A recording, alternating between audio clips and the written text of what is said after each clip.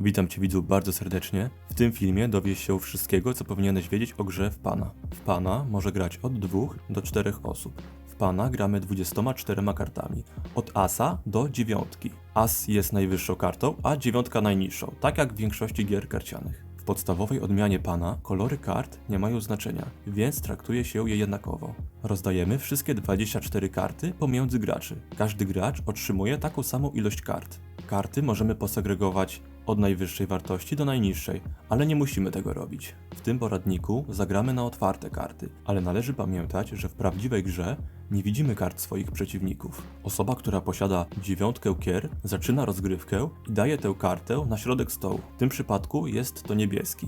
Następny gracz, czyli zielony, musi położyć kartę o tej samej wartości lub wyższą. Zielony może dołożyć każdą kartę, którą posiada w ręce. Można również dołożyć 4 karty o tej samej wartości, więc jeżeli zielony miałby na przykład 4 jopki, mógłby je dać. Warto wspomnieć, że dodatkowe warianty tej gry dopuszczają dołożenie 3 kart o takiej samej wartości, na przykład 3 dziewiątek, kiedy na stole jest dziewiątka, ale nigdy nie można dołożyć 2 kart.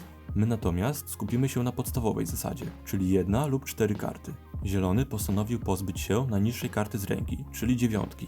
Żółty zastosował ten sam zabieg i również wyrzucił dziewiątkę.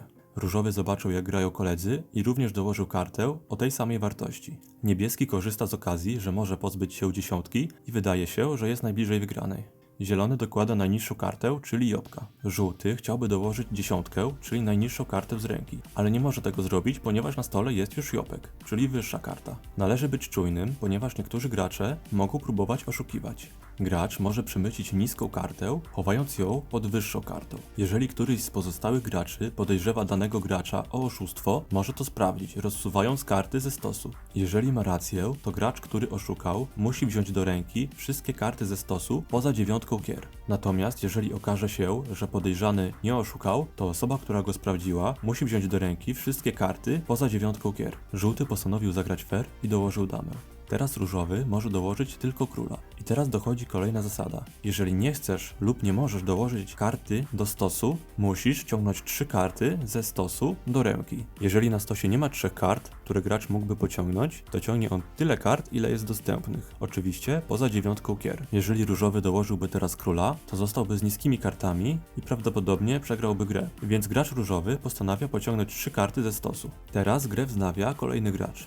Gra toczy się do momentu, aż wszyscy oprócz ostatniego gracza pozbędą się swoich kart. Przewijmy do sytuacji, kiedy 2 graczy już wygrało i trzeci gracz różowy pozbył się ostatnich swoich 4 kart, czyli asów, i zostawił zielonego z kartami w ręce, co oznacza jego przegraną. Osoba, która przegrała, dostaje literkę P i rozpoczyna się druga rozgrywka. Jeżeli drugą rozgrywkę przegra na przykład żółty, dostanie również literkę P. Jeżeli gracz, który je wcześniej już przegrał, przegra po raz drugi, dostaje literkę a jeżeli przegra po raz trzeci, literkę N. Osoba, która uzbiera słowo pan, odpada z gry i gra toczy się dalej, aż zostanie wyłoniony zwycięzca.